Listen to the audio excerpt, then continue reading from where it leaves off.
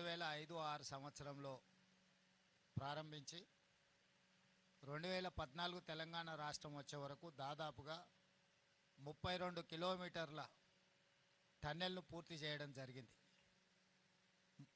ఆ తర్వాత తెలంగాణ రాష్ట్రం వచ్చి వేగంగా ఈ ప్రాజెక్టు పూర్తయి ఫ్లోరైడ్ బాధిత నల్గొండ జిల్లాకు శాశ్వత పరిష్కారం చూపిస్తుందని మేమందరం భావించినాం. కానీ తెలంగాణ రాష్ట్రం ఏర్పడ్డ తర్వాత ప్రభుత్వం యొక్క నిర్లక్ష్యం వల్ల 2-3 కిలోమీటర్ల పనిని కూడా పూర్తి చేయలేదు. ప్రభుత్వం బిల్లులు ఇవ్వకపోవడం వల్ల ఆ సంస్థ ఇబ్బంది పడితే ఆ సంస్థ చెల్లించాల్సిన కరెంటు బిల్లులు చెల్లించలేదని విద్యుత్ శాఖ ఇక్కడ పని జరుగుతున్న మిషనరీలకు సంబంధించిన విద్యుత్తును కూడా కట్ చేయడం జరిగింది. అంటే రాష్ట్ర ప్రభుత్వము తెలంగాణ ప్రజల యొక్క చిరకాల వాంఛ నల్గొండ జిల్లా యొక్క ఫ్లోరైడ్ సమస్యను శాశ్వతంగా పరిష్కరించడానికి ప్రారంభించిన ఈ ప్రాజెక్టు ప్రభుత్వమే ఒక పక్కన ప్రాజెక్టు పనిచేస్తున్న సంస్థకు బిల్లులు చెల్లించకపోవడం, ఆ సంస్థ విద్యుత్ శాఖకు బిల్లులు చెల్లించలేదని విద్యుత్ కోత విధించడం, దాంతో 10 సంవత్సరాలు ఎక్కడైతే ఆగిపోయిందో అక్కడనే ఉండిపోయింది. కాంగ్రెస్ అధికారంలోకి వచ్చిన తర్వాత అత్యంత ప్రతిష్టాత్మకమైన ఈ ప్రాజెక్టును ఎట్లయినా పూర్తి చేయాలని అన్ని రకాలుగా దీన్ని పరిశీలించి సాంకేతిక నిపుణులతో చర్చించి ఆగిపోయిన పనులను తిరిగి ప్రారంభించడానికి టన్నెల్ బోర్ మిషన్కు సంబంధించి కొన్ని రిపేర్లు, అదేవిధంగా వాళ్ళకి చెల్లించాల్సిన బిల్లులు, అదేవిధంగా సాంకేతికంగా ఉన్న సమస్యల్ని పరిష్కరించడానికి ఆనాడు ఉత్తమ్ కుమార్ రెడ్డి గారి సూచన మేరకు ఆ సంస్థ టన్నెల్ బోర్ మిషన్ సంస్థ అమెరికాకు కూడా కోమటిరెడ్డి వెంకటరెడ్డి గారిని మంత్రిని పంపించి దానికి సంబంధించిన స్పేర్ పార్ట్స్ లేకపోతే అమెరికా నుంచి కూడా తెప్పించి పనులను ప్రారంభించడం జరిగింది. ప్రభుత్వం ప్రతిష్టాత్మకంగా తీసుకొని ఈ పనులను వేగంగా పూర్తి చేసి శాశ్వతంగా ఈ సమస్యకు పరిష్కారం చూపించాలని మేము చిత్తశుద్ధితో ప్రయత్నం చేస్తుంటే అనుకోకుండా ఈ దుర్ఘటన సంఘటన జరిగింది. ఇది పనులు చేస్తున్నప్పుడు జరిగిన అనుకోని ప్రమాదము. ఇలాంటి అనుకోని విపత్తులు ప్రమాదాలు జరిగినప్పుడు రాజకీయాలకు అతీతంగా అందరం ఏకమై సమస్యను ఎదుర్కోవాలి, సమస్యను పరిష్కరించుకోవాలి, అందులో బాధిత కుటుంబాలను ఆదుకోవాలి, బాధిత కుటుంబాల పట్ల మనం సానుభూతి చూపించాలి. వాళ్ళు ఇతర రాష్ట్రాల నుంచి బ్రతకడానికి కూలీలుగా వచ్చిన వాళ్ళు, ఇంజనీర్లుగా వచ్చిన వాళ్ళు ఇవాళ మన ప్రాజెక్టు పూర్తి చేయడానికి పనిచేస్తున్నప్పుడు ఆ కుటుంబాలకు సమస్య వచ్చినప్పుడు ప్రభుత్వమైనా ప్రతిపక్షమైనా అధికారులైనా సామాన్యులైన ఆ కుటుంబాల పట్ల చూపించాల్సిన సానుభూతితో పాటు ఆదుకోవడానికి అవసరమైన ప్రణాళికలు చేపట్టాలి. అదేవిధంగా సమస్యను పరిష్కరించడానికి ఇంత విపత్తు వచ్చినప్పుడు ఈ విపత్తులో నైపుణ్యం ఉన్న 11 ప్రభుత్వ కేంద్ర ప్రభుత్వ రంగ సంస్థలు ఈరోజు ఇక్కడ పనిచేస్తున్నాయి నిరంతరం. అందులో ముఖ్యంగా మన ఆర్మీ జవాన్లు మొత్తం వ్యవస్థ ఇక్కడ ఉన్నది. దేశ భద్రత కోసం ప్రాణాలు ఇచ్చే ఆర్మీ కూడా ఈ వ్యవస్థలో పనిచేస్తుంది. టన్నెల్ ఎక్స్పర్ట్స్ ఉన్నారు, సింగరేణి ఎక్స్పర్ట్స్ ఉన్నారు, నేషనల్ డిజాస్టర్ మేనేజ్మెంట్కి సంబంధించిన వాళ్ళు ఉన్నారు. అంటే ఈ దేశంలో ఎన్ని రకాల సంస్థలు ఉన్నాయో రాష్ట్ర కేంద్ర ప్రభుత్వ రంగ సంస్థలతో పాటు ప్రైవేట్ ఏజెన్సీస్ కూడా ఈ సమస్యను పరిష్కరించడానికి సంపూర్ణంగా ఈరోజు ప్రభుత్వానికి ఈ సమస్యను పరిష్కరించడానికి అండగా నిలబడ్డాయి. అయినా 8 మంది ఈ ప్రమాదంలో గల్లంతైంది. ఇప్పటి వరకు వాళ్ళ ఆచూకీ తెలవలేదు. వాళ్ళు బ్రతికున్నారా, వాళ్ళు మరణించినరా, లేకపోతే వాళ్ళు ఏ పరిస్థితిలో ఉన్నారో ఇంతవరకు నిపుణుల్లోకి అంచనాకు రాలేదు. మిగతా వాళ్ళు దాదాపుగా ప్రమాదం నుంచి బయటపడడం, బ్రతకడం, వాళ్ళందరినీ బయటకు తీసుకురావడం జరిగింది. ఇప్పుడు ఈ 11 సంస్థలు నిరంతరము దాదాపుగా 22 తారీఖు నుంచి ప్రతి క్షణము రెస్ట్ తీసుకోకుండా వాళ్ళు అందులో చిక్కుకుపోయిన వాళ్ళ పరిస్థితి ఏంది, ఈ ప్రమాదాన్ని పరిష్కరించడానికి వాళ్ళు పనిచేస్తున్నారు. మనస్ఫూర్తిగా 11 ఏజెన్సీలను తెలంగాణ రాష్ట్ర ముఖ్యమంత్రిగా నేను అభినందిస్తున్నా. ఈ ప్రమాదానికి సంబంధించి ప్రధానమంత్రి నుంచి బాధ్యత కలిగిన ప్రతి వాళ్ళు రాష్ట్ర ప్రభుత్వాన్ని సంప్రదించారు. వాళ్ళందరూ కూడా పూర్తి వివరాలు ఇచ్చినాం. సో ఇప్పటికీ ఈరోజు నిపుణులతోని మేము చర్చించి సమీక్షలో తేలింది ఏంటంటే ఇంకా 2-3 రోజులు ఈ సమస్య కొలిక్కి రావడానికి పడుతుంది. 2-3 రోజుల తర్వాత మిగతా కార్యక్రమాన్ని చెప్పగలం అనేది మా దృష్టికి తీసుకొచ్చారు. ఈరోజు ఒక పక్కన మట్టి, ఇంకొక పక్కన నీళ్లు, దాదాపుగా 13.5 కిలోమీటర్ల లోపల పనిచేయడం వల్ల ఆ కన్వేయర్ బెల్ట్ కూడా పాడవడం వల్ల వాళ్ళు అక్కడ తీసిన మట్టి కానీ లేకపోతే ఇతర వాటిని బయటికి పంపించడానికి వెసులుబాటు లేకుండా పోయింది. రేపటిలోగా ఆ కన్వేయర్ బెల్ట్ రిపేర్ చేసి అందులో వెళ్తున్న మట్టిని కానీ వీటన్నిటిని కన్వేయర్ బెల్ట్ ద్వారా బయటకు పంపించగలిగితే కొంత పనులలో వేగం వస్తుంది. మూడవది, లోపల ఎక్కడ మనుషులు ఉన్నారు, ఎక్కడ మిషనరీ ఇరుక్కున్నది, వీటన్నిటిని కూడా ఒక అంచనాకి పూర్తి స్థాయిలో రాలేకపోతున్నారు. ప్రాథమిక అంచనా వచ్చింది కానీ పూర్తి స్థాయి అంచనా అనేది ఇంతవరకు వాళ్ళకి రాలేదు. ఈరోజు దానికి సంబంధించిన సంఘటన 22 తారీఖు నుంచి ఈ రోజు వరకు జరిగిన ప్రమాదం తర్వాత సంస్థలు చేపట్టిన చర్యలు, ప్రతి ఒక్క సంస్థతో వాళ్ళు చేసిన పనులు, ఈరోజు వాళ్ళు ఉన్న పరిస్థితిని పూర్తి స్థాయిలో సమీక్ష చేసినాం. ఈరోజు వాళ్ళు ఇంకా పట్టుదలతోని సమస్యను పరిష్కరించడానికి, ప్రభుత్వానికి సహకరించడానికి వాళ్ళు పూర్తి స్థాయిలో పనిచేస్తున్నారు. ఈ సందర్భంగా నా సూచన మీడియా మిత్రులకు కానీ, సాంకేతిక నిపుణులకు కానీ, ప్రతిపక్షాలకు కానీ ఒకటే, ఇది ప్రమాదము, ఇది ఒక విపత్తు. ఇప్పుడు మన అందరం కూడా ఒక తాటి మీద నిలబడి ఈ సమస్యను పరిష్కరించాలి. ఒకనాడు మీకు తెలుసు, ఇదే శ్రీశైలం లెఫ్ట్ బ్యాంక్లో పవర్ జనరేషన్లో ప్రమాదం జరిగి మనుషులు చచ్చిపోతే ఒక్కరిని కూడా అక్కడికి పోనీయాలి. ఆనాడు పిసిసి అధ్యక్షుడు నేను వస్తేనే అరెస్ట్ చేసి ఉప్పునతల పోలీస్ స్టేషన్లో పెట్టారు. అదేవిధంగా దేవాదుల ప్రాజెక్టులో మరణించినా, లేకపోతే కాళేశ్వరంలో మరణించినా, లేకపోతే ఎక్కడ మరణించినా కూడా ఆనాడు ప్రభుత్వం ప్రతిపక్షాలను అనుమతి ఇవ్వలేదు, ప్రభుత్వంలో ఉన్న పెద్దలు అక్కడికి పోలేదు.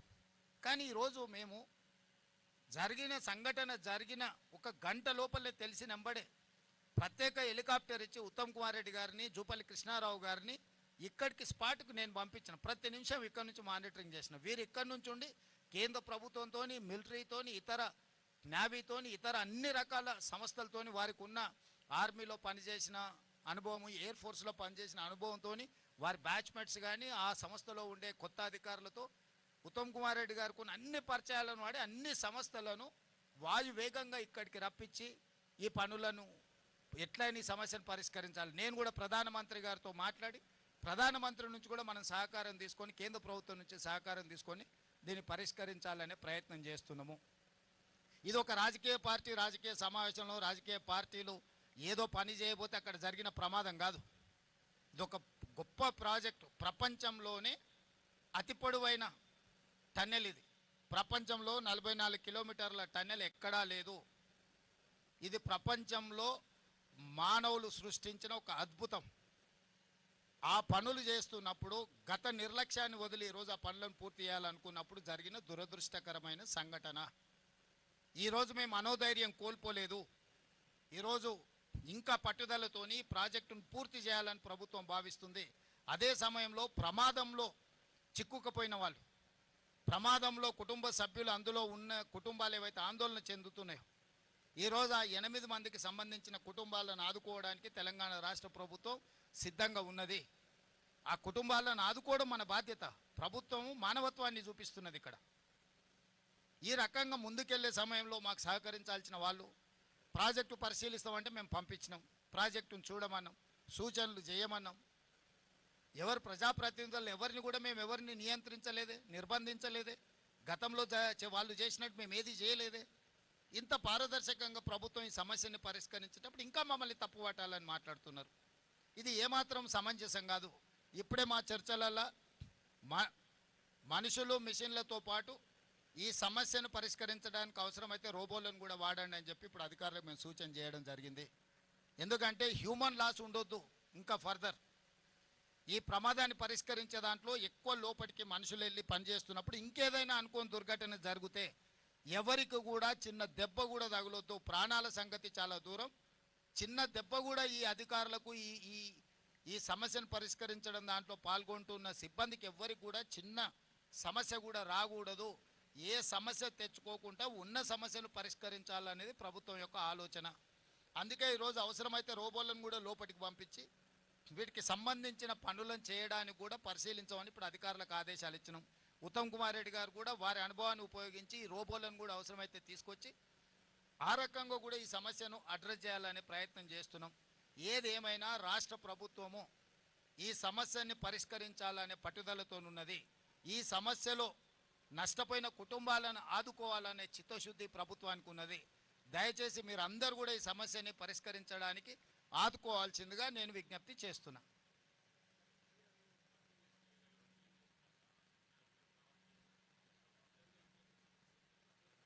అంటే ఇప్పటివరకు ఎన్జిఆర్ఏ మార్క్ చేసిన దగ్గర ఎక్కడైతే బాడీ అంటే ఎక్కడైతే మనుషులు ఉండడానికి అవకాశం ఉందన్న దగ్గర ర్యాక్ మైనర్స్ తవ్వితే దాంట్లో మెకానికల్ ఎక్విప్మెంటే వెళ్ళింది, అక్కడ మనుషుల ఆనవాళ్ళు ఏం కనిపించలేదు. సో ఫర్దర్గా చేయాలనంటే అది ఉధృతంగా బురద వస్తుంది, నీళ్ళు వస్తున్నాయి, కొంచెం కొంచెంగా తొలగించాల్సి వస్తుంది. ఇప్పుడు మన కన్వేయర్ బెల్ట్ లేకపోవడం వల్ల వాళ్ళు తొలగించిన మట్టిని మనం పూర్తి స్థాయిలో బయటికి కదిలించలేకపోతున్నాం. అందుకే రేపటి సాయంత్రంలోగా కన్వేయర్ బెల్ట్ను ఫస్ట్ మనం పని చేసే విధంగా తెచ్చుకుంటే అప్పుడు మట్టి వేగంగా తొలగించడానికి వస్తుంది. మట్టి తొలగించిన తర్వాత మిషన్తో పాటు మనుషులు ఎక్కడున్నారనేది వెతకాలి.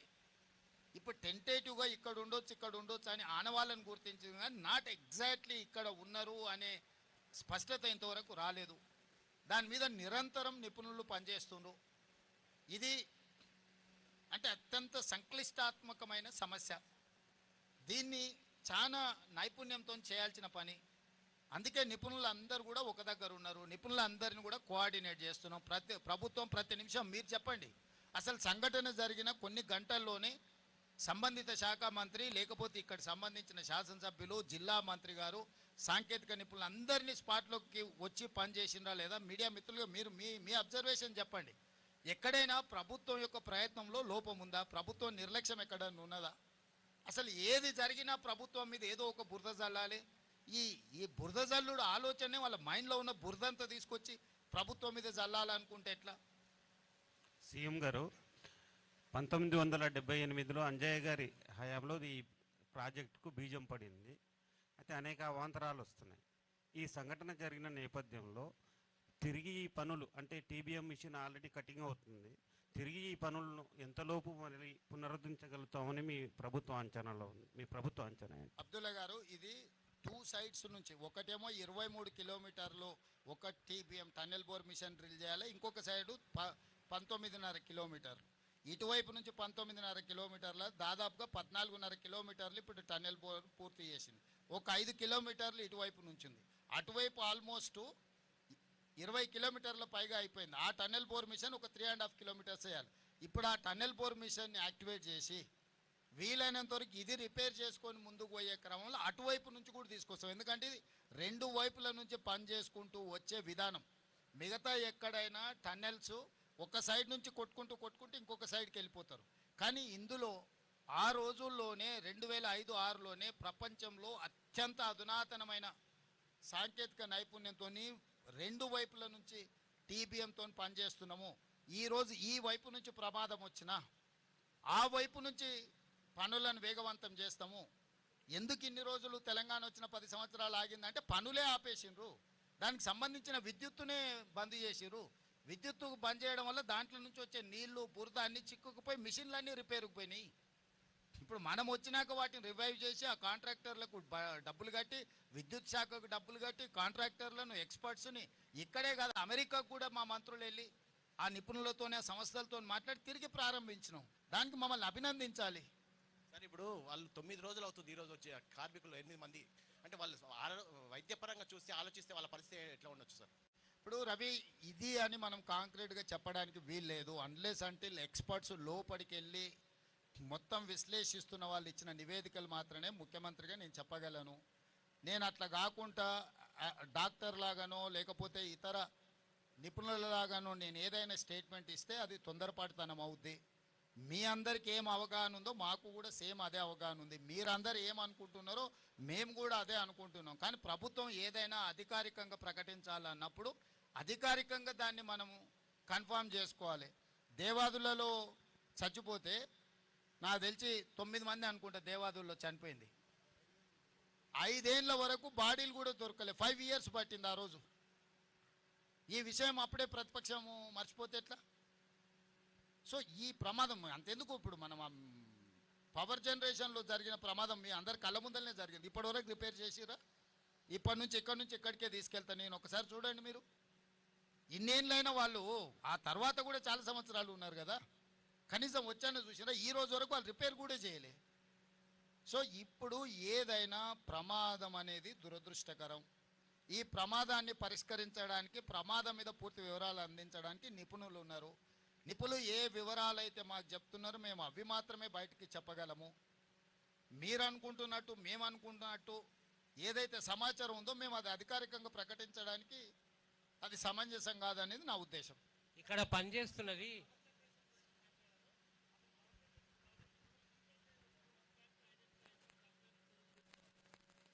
ఇప్పుడు ఆ పవర్ జనరేషన్లో ఉన్న సమస్యల్ని జనరేషన్ వాళ్ళకి చెప్పినాం.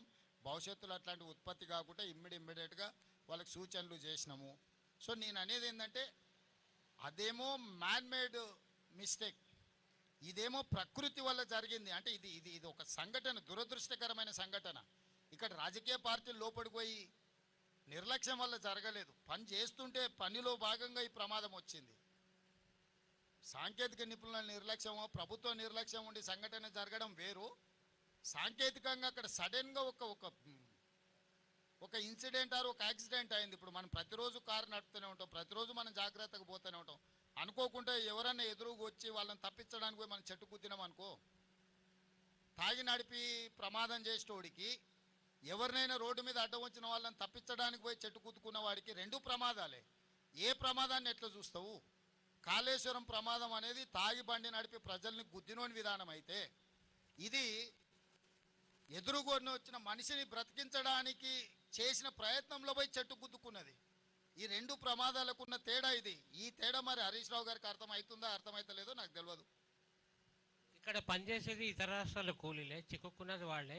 ఈ రాష్ట్ర ప్రభుత్వం తరఫున ఏమైనా వాళ్ళకి ఏమైనా ఇంకా టూ ఎర్లీ టు సే. ప్రభుత్వము ఆ కుటుంబాలను ఆదుకుంటుంది, దాంట్లో ఎవరికి ఎలాంటి అనుమానాలు అక్కర్లేదు. ఆ కుటుంబాలకు భరోసా ఇస్తున్నా నేను తెలంగాణ రాష్ట్ర ముఖ్యమంత్రిగా. డెఫినెట్గా ఆ కుటుంబాలను ప్రభుత్వం ఆదుకుంటుంది. అది సమయం, సందర్భం, ఎప్పుడు, ఏ విధంగా అనేది కార్యాచరణ తీసుకొని ముందుకు వెళ్తాం.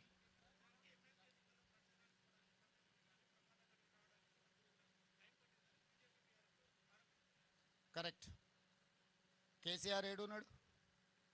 ప్రధాన ప్రతిపక్ష నాయకుడు ప్రభుత్వాన్ని నిలదీయాలి కదా. కిషన్ రెడ్డి ఏడున్నాడు? కిషన్ రెడ్డి ఏ ప్రచారాలలో తిరిగిండు? కేసీఆర్ ఎక్కడున్నాడు? నేను నా మంత్రులను అందరినీ, ఒక్క మంత్రిని కాదు, మా ఉప ముఖ్యమంత్రిని, సాగునీటి పారుదల శాఖ మంత్రిని, మా ఎక్సైజ్ అందరి మంత్రులను, మా వ్యవస్థ మొత్తం ఇక్కడనే ఉంది. నేను యాజ్ ఏ టీమ్ లీడర్ అక్కడి నుంచి మినిట్ టు మినిట్ పరిశీలించుకుంటూ మా టీంకి అందరికీ నేను సూచనలు చేస్తున్నా. గతంలో జరిగిన పనులల్లో ఎక్కడైనా వాళ్ళు ఇట్లాంటి ప్రయత్నం చేసిండ్రా? నన్ను అడుగుతురు కదా ఎన్నికల ప్రచారంలో. హరీష్ రావు గారు దుబాయ్లో పోయి దావతులు చేసుకోలే. హరీష్ ఏడున్న ప్రమాదం జరిగినప్పుడు హరీష్ పాస్పోర్ట్ ఒకసారి బయట పెట్టమను. ప్రమాదం జరిగిన తర్వాత హరీష్ దుబాయ్లో పోయి దావతులు చేసుకున్నాడా లేదా? ఈరోజు ఎయిర్పోర్ట్ల వివరాలు ఉంటాయి. కాదనమను హరీష్ని, అవన్నీ తీసిన బయట పెడతా. అధికారికంగా ప్రభుత్వం నుంచి లేఖ రాస్తా. ఈ ప్రమాదం జరిగిన తర్వాత హరీష్ రావు దుబాయ్కి పోయి అబుదాబీలో 2 రోజులు దావతులలో మునిగి తేలింది హరీష్ రావు కాదని హరీష్ రావు గారిని చెప్పమను. అబుదాబీలో దావతులలో మునిగి తేలినోడు అంత దిగిన తర్వాత వచ్చి మేము ఇన్ని రోజులు ప్రమాదం సంఘటనలో ఇబ్బంది కలగకుండా ఉండడానికి రాలేదంటున్నాడు. మరి ప్రమాద సంఘటనలో ఆయన వస్తే ఇబ్బంది జరుగుతుందంటే ముఖ్యమంత్రి వస్తే ఇబ్బంది జరగదా? ముఖ్యమంత్రి వస్తే ఇంకా పెద్ద ఎత్తున అంత రక్షణ వలయమంతా ఇక్కడికి వస్తుంది. అంటే సోయి తప్పి మాట్లాడితే ఎట్లా? నేను విమర్శించదలుచుకోలేదు, నేను అట్లాంటి మాటలు మాట్లాడదలుచుకోలేదు. నా పాయింట్ సింపుల్. అత్యంత దురదృష్టకరమైన ప్రమాదం జరిగింది. ప్రమాదం నుంచి ఎట్లా బయటపడాలి, ప్రమాదంలో నష్టపోయిన కుటుంబాలను ఎట్లా ఆదుకోవాలి, జరిగిన సంఘటన నుంచి ఎట్లా బయటకు రావాలని మేము ప్రయత్నం చేస్తుంటే ఎట్లా బురద జల్లాలి అని వాళ్ళ మెదడులో ఉన్న బురదంతా తీసి మంత్రుల మీద.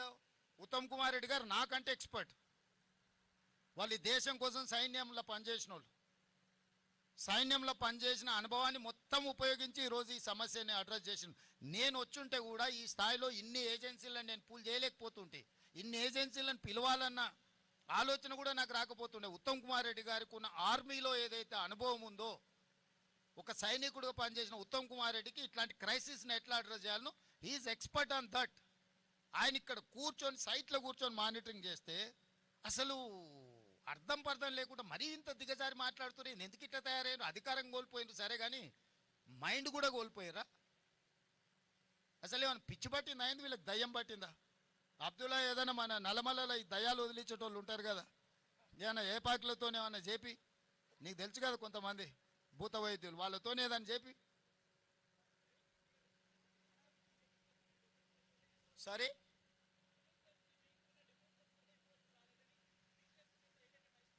ఏమంటుండో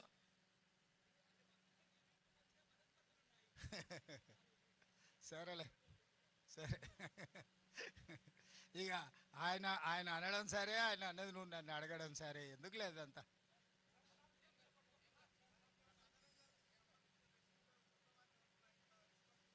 అందుకే ఇప్పుడు మానవ ప్రయత్నాలైనా రోబోస్ను కూడా అవసరమైతే ఇందులో వాడండి, అవకాశం ఏముందో పరిశీలించండి అని చెప్పినాం.